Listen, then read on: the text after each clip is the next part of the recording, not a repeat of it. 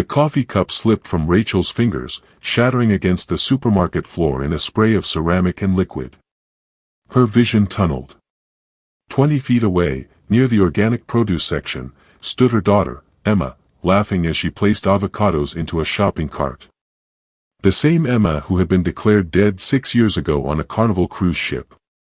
The same Emma whose funeral Rachel had arranged, whose ashes she'd scattered into the Pacific Ocean. But it wasn't just Emma. Beside her stood Michael, Rachel's ex-husband, his hand resting proprietarily on Emma's lower back. And in the shopping cart sat 2 small children, maybe 4 and 2 years old, with Emma's distinctive auburn hair and Michael's sharp jawline. The little boy called out, "Mommy," and Emma turned, her face glowing with maternal affection. Rachel's legs buckled. The fluorescent light seemed to pulse and breathe. This wasn't possible. This violated every law of nature, every certainty she'd built her shattered life upon. Yet there they were, her dead daughter, her ex-husband, and 2 children who shouldn't exist, living a life that had been stolen from her 6 years ago. Rachel Catherine Morrison, born March 15, 1971, in Portland, Oregon, had always possessed a mathematician's mind and an artist's heart, a combination that made her simultaneously logical and deeply emotional. Before the cruise, before the death, before everything shattered, she'd been a high school calculus teacher who spent weekends painting watercolor landscapes of the Pacific Northwest. Her students loved her ability to make abstract concepts tangible, to find beauty in equations. She married Michael James Morrison in 1995, a charming corporate attorney born June 8, 1969, in Boston, Massachusetts. Their daughter Emma Louise Morrison arrived on December 3, 1996, completing what Rachel believed was a perfect family. Emma inherited Rachel's mathematical aptitude and Michael's social charisma, a devastating combination that made her both brilliant and beloved. By age 21, Emma had just graduated summa cum laude from Stanford with a degree in biomedical engineering. The cruise had been Rachel's idea. A celebration. A family reunion after years of growing distance. Michael's career had consumed him, and their marriage had developed hairline fractures that both pretended not to notice. Emma was about to start a prestigious position at Johns Hopkins. Rachel thought 1 week together on the ocean might heal what was breaking. They boarded the Carnival Destiny on June 15, 2018, in Miami. The ship gleamed white against the turquoise water, and Rachel remembered thinking it looked like a floating palace. She remembered Emma's excitement, how her daughter had twirled in her sundress on the deck, 21 and radiant and alive. She remembered Michael actually smiling, his phone forgotten in his pocket for once. She remembered the last time she saw Emma alive, dinner on the 3rd night, where her daughter had seemed distracted, kept checking her phone, excused herself early claiming a headache. Rachel had kissed her forehead, told her to rest, and returned to the awkward silence that had become her marriage. The next morning, Emma was gone. Her cabin door was locked from the inside. Her bed appeared slept in. But Emma Louise Morrison had vanished somewhere between midnight and dawn, swallowed by the Caribbean Sea. Rachel's childhood in Portland had been defined by order and structure. Her father, a Boeing engineer, had taught her that every problem had a solution if you applied the correct formula. Her mother, a librarian, had shown her that stories could contain truths that mathematics couldn't touch. This duality shaped Rachel's worldview. She believed in both measurable reality and the inexplicable depths of human emotion. Meeting Michael in 1993 had felt like destiny. He was finishing law school at Lewis and Clark, she was completing her teaching credential. They'd met at a coffee shop where she was grading papers and he was preparing for the bar exam. He'd asked about the equations scattered across her notebook. She'd been charmed by his genuine interest, by how he listened like her words mattered. The early years were golden. Michael joined a mid-sized firm specializing in corporate litigation.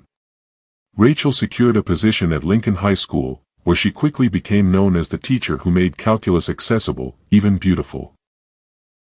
When Emma was born, Rachel took a year off, then returned part-time, finding joy in balancing motherhood and teaching.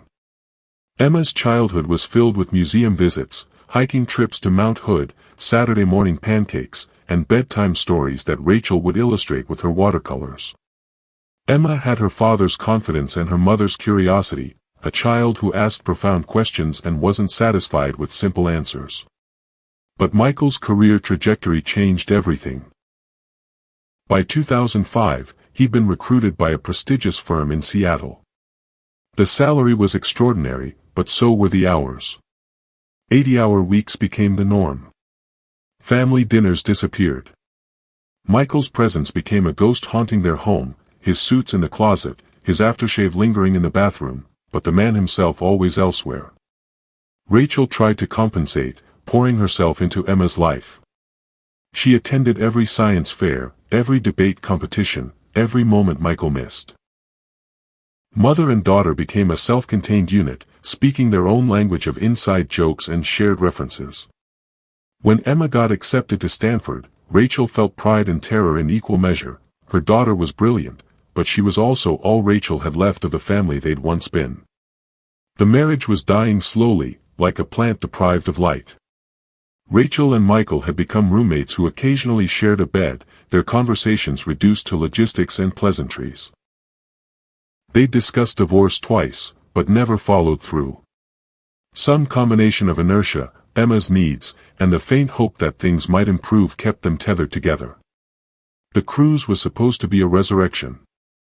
Emma had suggested it, one last family vacation before she moved across the country to Baltimore. Michael had actually agreed, clearing his schedule for an entire week.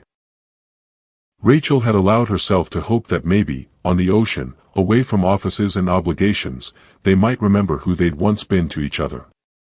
That hope died with Emma. The investigation into Emma's disappearance consumed Rachel completely.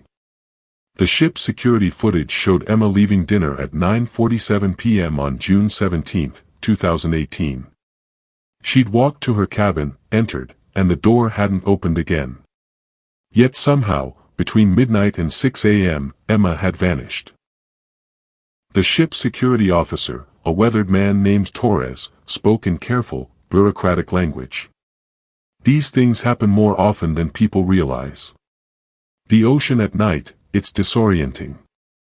Sometimes passengers have too much to drink, go on deck, lean over to look at the water. But Emma hadn't been drinking. Rachel had been with her at dinner. Her daughter had ordered sparkling water, complained of a headache, seemed anxious about something. Was she depressed? Torres asked, his pen poised over his incident report.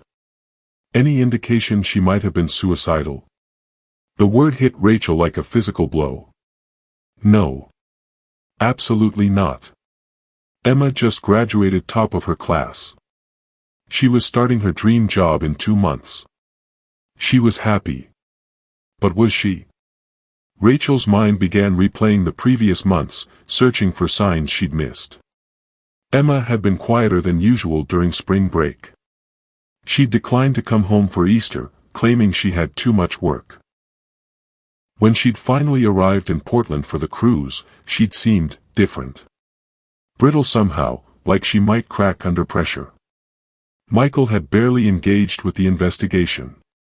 He sat in their cabin, face gray, answering Torres's questions in monotone.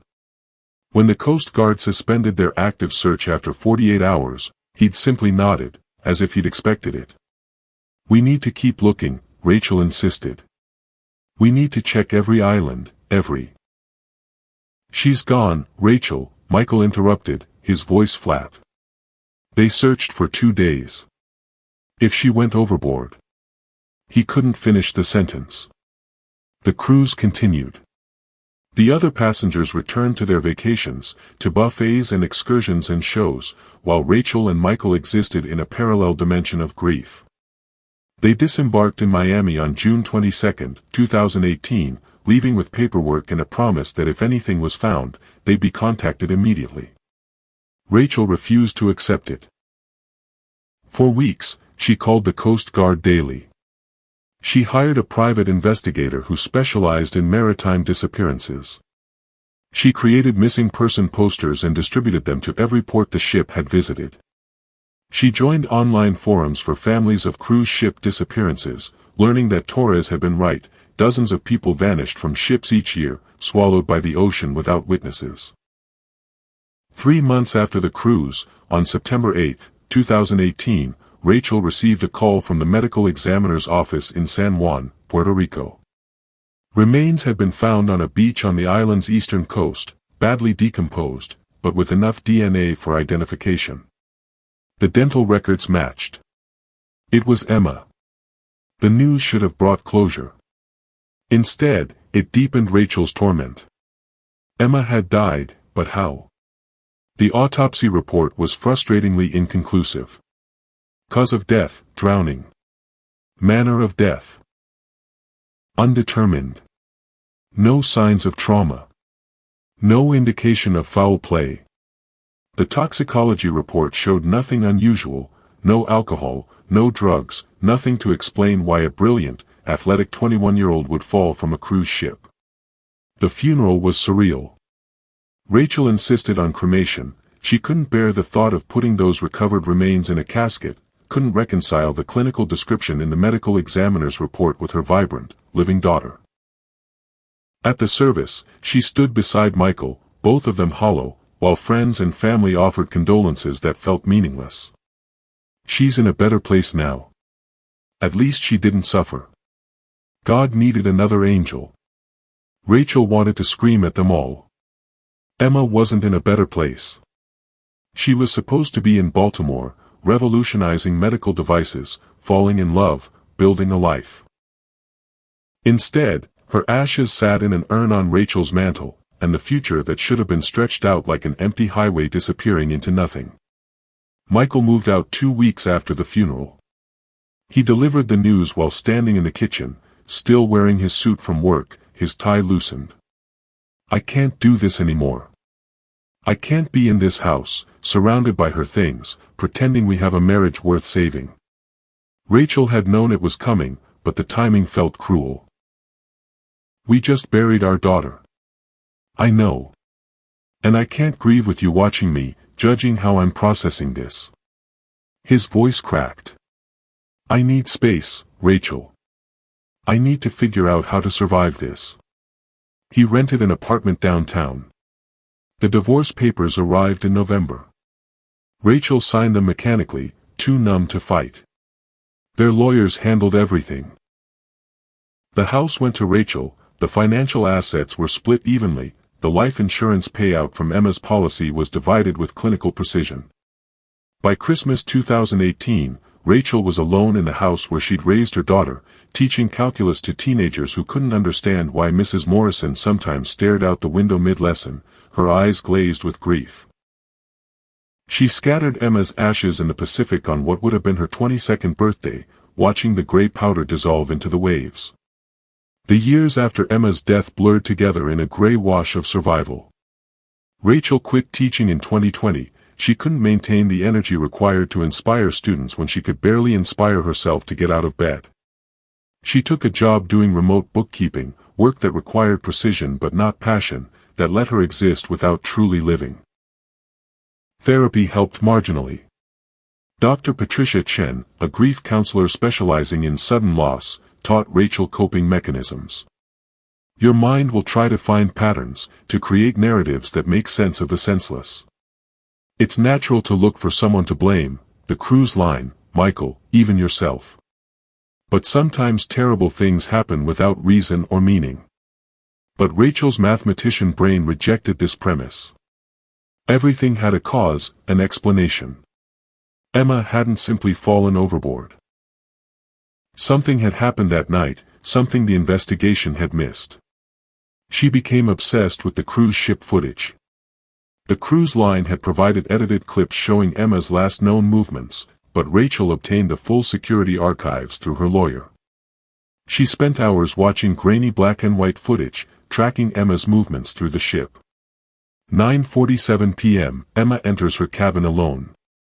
10:15 p.m., Michael returns to his and Rachel's cabin 3 doors down. 11:30 p.m. Rachel returns, having stayed at the ship's piano bar. 12 a.m. to 6 a.m., no activity in the corridor outside Emma's cabin. 6:15 a.m., Rachel knocks on Emma's door. No answer. 6:45 a.m., ship security opens the door with a master key. The cabin is empty.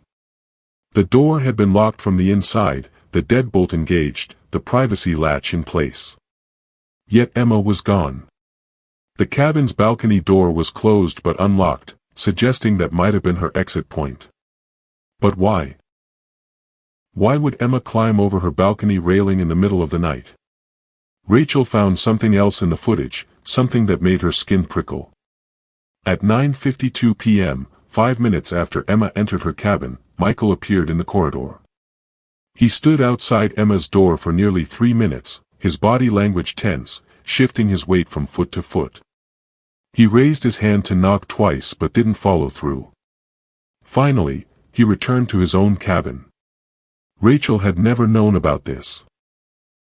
Michael had never mentioned going to Emma's cabin that night. When Torres asked if anyone had seen Emma after dinner, Michael said no. She confronted him over the phone in January 2021. You went to her cabin that night. The footage shows you standing outside her door. Silence. Then, I wanted to check on her. She seemed upset at dinner. Why didn't you mention this to the investigators? Because it didn't matter. I didn't knock. I didn't see her. But why were you there, Michael? What were you going to say to her? Jesus Christ, Rachel. Our daughter is dead. Why does this matter? Because nothing makes sense. Because she was locked in her cabin and then she wasn't, and you were standing outside her door, and... He hung up. Rachel called back repeatedly, but he never answered. She hired a second private investigator, a former FBI agent named Robert Castellano who specialized in cold cases. He reviewed everything. The autopsy report, the security footage, the witness statements, the ship's maintenance records. Here's what bothers me, Castellano said during their meeting in March 2021. The timing. Your daughter enters her cabin at 9:47. Your ex-husband shows up at 9:52. But there's something else. Look at this. He pulled up footage from a different camera, one covering the ship's Lido deck. At 10:35 p.m., a figure in dark clothing moved quickly across the deck toward the stern. The person wore a hood, and their face was obscured, but their build and gait. That could be Emma, Rachel whispered. Maybe. But if it is, why? Where was she going? And here's the thing, that deck camera mysteriously malfunctioned at 10:47 p.m. The footage cuts out for 18 minutes. When it comes back online at 11:05, there's no one there. That's not a coincidence. No, Castellano agreed. It's not. He continued digging, interviewing crew members the official investigation had missed. A cabin steward named Maria Gonzalez remembered something odd. I was making my rounds around 10:30 that night. I saw a man and a young woman arguing near the elevators on deck 8. The woman was crying. I almost approached to ask if she needed help, but then they moved toward the stairs, and I got called away to deal with another passenger. Can you describe them? Maria's description could have matched Michael and Emma. Or it could have matched any number of passengers. But it was one more fragment that didn't fit the official narrative of a spontaneous tragedy. By 2022, Rachel had reorganized her entire existence around a single purpose, understanding what happened to Emma. Her house became an investigation center, one room converted into a command station with whiteboards covered in timelines, photographs, and connections drawn in different colored markers. She discovered Stoic philosophy during this period, initially through an online support group for bereaved parents. Marcus Aurelius's writings resonated with her mathematician's mind. You have power over your mind, not outside events. Realize this, and you will find strength. Rachel couldn't control that Emma had died. But she could control her response, her pursuit of truth, her refusal to let her daughter's death remain an unsolved mystery. She studied everything about cruise ship disappearances, becoming an expert on maritime law, ship design, and investigative procedures. She learned that the cruise industry was largely self-policing, that incidents were often underreported, that families rarely got satisfactory answers. She also learned to live with uncertainty. Dr. Chen had been right about the mind's desperate need for narrative closure. But Rachel was learning to hold questions without requiring immediate answers, to trust that persistence and patience would eventually reveal truth. "I can't bring Emma back," she told Dr. Chen during a session in July 2022. "But I can honor her by refusing to accept a convenient lie. Someone knows what happened that night. And I'm going to find them." Her relationship with Michael had deteriorated into hostile silence. He'd remarried in May 2021, a woman named Jennifer whom he'd apparently been seeing since before the divorce was finalized. Rachel felt nothing about this, which itself felt significant. The man she'd loved for 2 decades had become a stranger, possibly a suspect. Rachel sold the house in Portland and moved to Miami in August 2022, renting a small apartment near the port where the Carnival Destiny docked. She wanted to be close to the investigation, to the ship, to the place where Emma had last been seen alive. She interviewed dozens of crew members who'd been working that night, eventually finding a bartender named Kevin Wright who remembered serving Emma drinks earlier in the cruise. She was friendly, tipped well. But that last night, she came to the bar around 8:30, before dinner. She was with a man, older, maybe mid-40s. They were having an intense conversation. The man kept touching her arm, and she kept pulling away. "Can you describe him?" "White guy, good-looking in that corporate way. Expensive watch. Salt and pepper hair." The description matched Michael perfectly. But why would Emma have been meeting Michael at the bar before dinner when they were all supposed to meet at the restaurant? Rachel's mind spun with possibilities, each more disturbing than the last. In early 2024, Rachel made a decision that would change everything. She booked passage on the Carnival Destiny's Caribbean route, the same itinerary from June 2018. She needed to walk the ship again, to see the spaces Emma had moved through, to understand the geography of that night. She boarded in Miami on February 10, 2024. The ship had been renovated since 2018, but the basic layout remained the same. Rachel walked to Deck 8, finding the cabin that had been Emma's. A family from Ohio was staying there now, a mother, father, and 2 young children, oblivious to the tragedy that had occurred in this space 6 years earlier. Rachel stood on the balcony of her own cabin, looking down at the dark water rushing past the hull. How easy it would be to climb over the railing, to let go, to join Emma in whatever void she'd fallen into. The thought came without emotion, a simple observation of possibility. But she didn't climb. She had work to do. She met with crew members who'd been working in 2018, finding that many had left the company, but a few remained. The ship's photographer, Miguel Santos, remembered Emma. Beautiful girl. She came to the portrait studio on the second day. Wanted a professional photo to send to her grandmother. He pulled up the archived images on his computer. There was Emma, radiant in a sundress, smiling at the camera with that mixture of sophistication and youth that had defined her. But behind her eyes, Rachel saw something she'd missed in life, a shadow of worry, a tightness around her mouth suggesting concealed anxiety. "Did she say anything to you? Anything that seemed unusual?" Miguel thought for a moment. "She asked me something strange. She said, if you could disappear and start over completely, would you?" I laughed it off, thinking she was being philosophical. But now, knowing what happened, Rachel's blood ran cold. Had Emma been planning something? Had her death not been an accident at all, but an escape? No. That was impossible. The medical examiner had confirmed Emma's body. Rachel had scattered her daughter's ashes.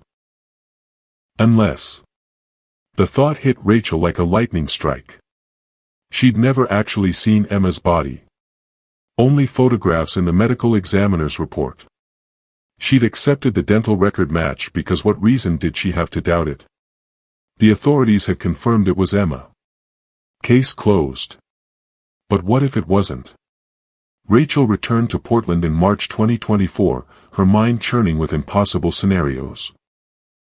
She needed to talk to someone who would understand, who wouldn't immediately dismiss her as a grief-crazed mother seeing phantoms. She called Castellano. I need you to do something that's going to sound insane. I need you to verify that the body recovered in Puerto Rico was actually Emma's. Rachel, the dental records. I know what the records said. I need you to verify them anyway. I need someone to look at the original X-rays, compare them properly, and make absolutely certain. Castellano was silent for a long moment. What are you thinking? I'm thinking that nothing about Emma's death has ever made sense. I'm thinking about why Michael was outside her cabin that night. I'm thinking about the malfunctioning camera.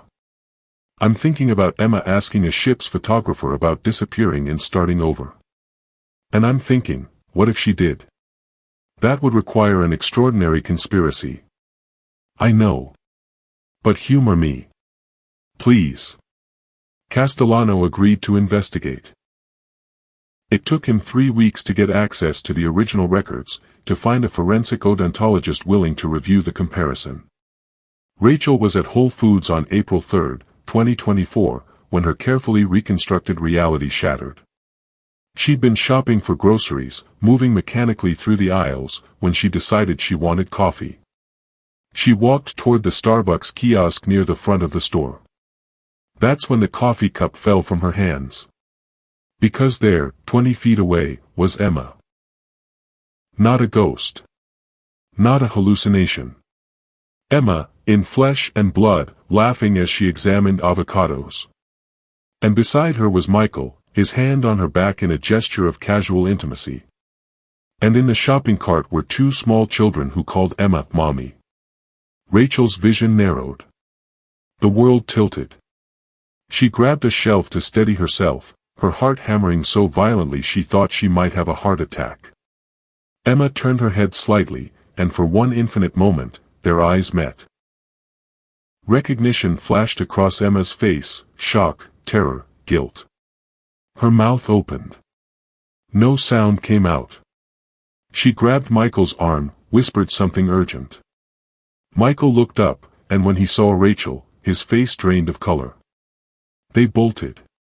Emma pushing the cart, Michael guiding them toward the exit with his hand on her back, both moving with the practiced coordination of a couple who'd done this many times before.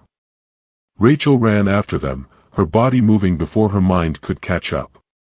Emma! She screamed. Emma, stop! People turned to stare.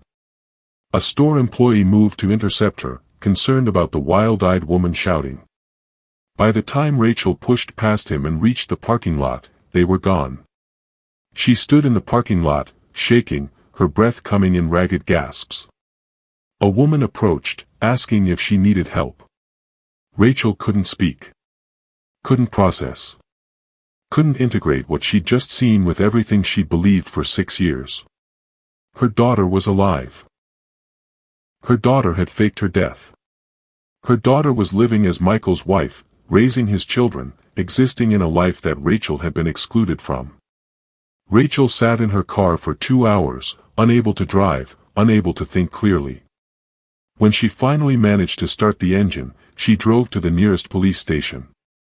The detective who took her statement, a woman named Sarah Ortiz, listened with growing concern. "Ma'am, I understand this is traumatic, but—" "I know how it sounds," Rachel interrupted. "I know I sound insane. But I saw her. I saw my daughter who died 6 years ago. She's alive. She's living here in Portland with my ex-husband. Do you have any evidence? Photographs? Video?" Rachel hadn't thought to take her phone out. She'd been in shock, moving on pure instinct. "No, but I can describe exactly where she was, what she was wearing. "Mrs. Morrison, I need you to understand something. Grief can cause people to see things, to mistake strangers for loved ones. It's a documented phenomenon. I know my daughter's face." Rachel's voice cracked. "I carried her for 9 months. I raised her for 21 years. I know what I saw." But without evidence, there was nothing the police could do. Ortiz suggested Rachel speak with her therapist, gave her a crisis helpline number, and gently showed her to the door. Rachel called Castellano from her car. "I saw her. I saw Emma. She's alive." "Where?" "Whole Foods. With Michael. They have children together. They ran when they saw me." To his credit, Castellano didn't immediately dismiss her. "I was going to call you tomorrow.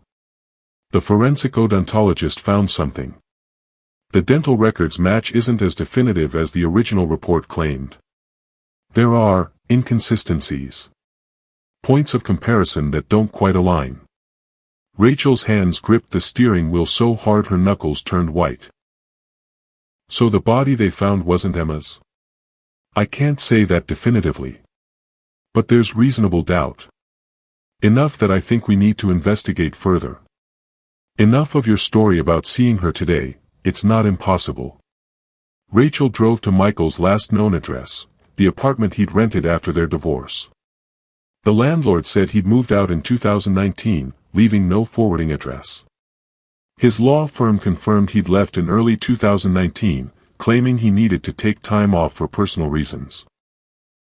His professional license was still active, but there was no current employer listed.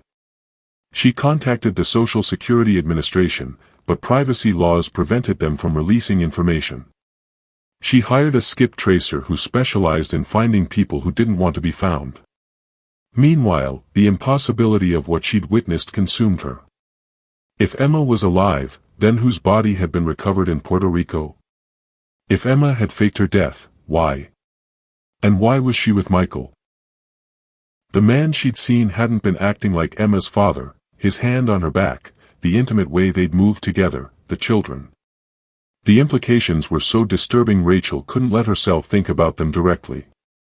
She had to approach the possibility obliquely, like looking at something too bright to view head-on. By May 2024, Rachel had found them. The skip tracer located property records under a shell corporation that eventually traced back to Michael. A house in Beaverton, just outside Portland.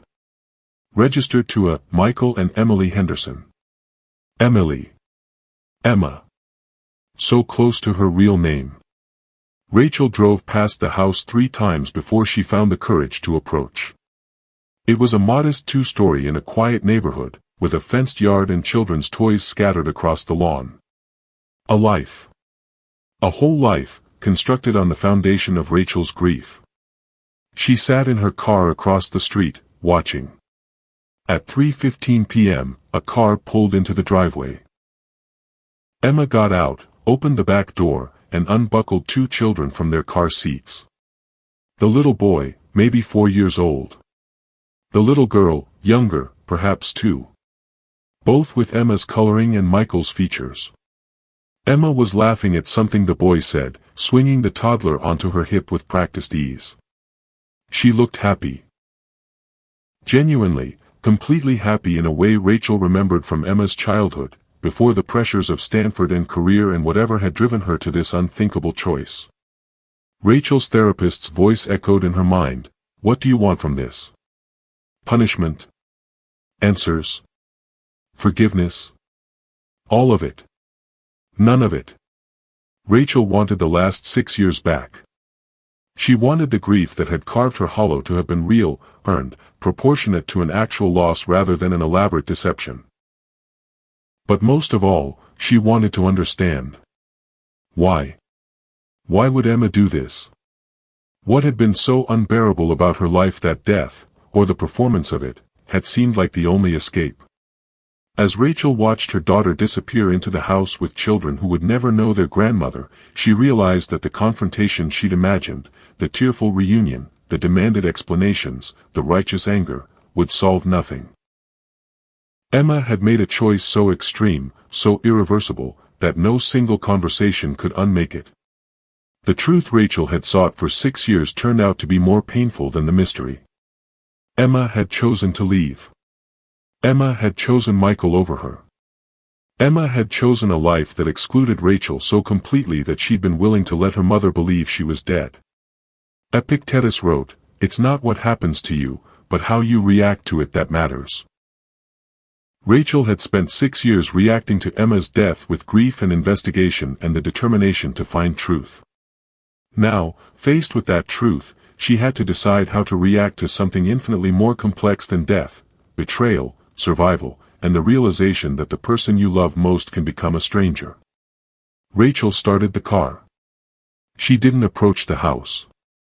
Not yet. Maybe not ever. Because some questions, once answered, reveal that the mystery was kinder than the truth. What would you do?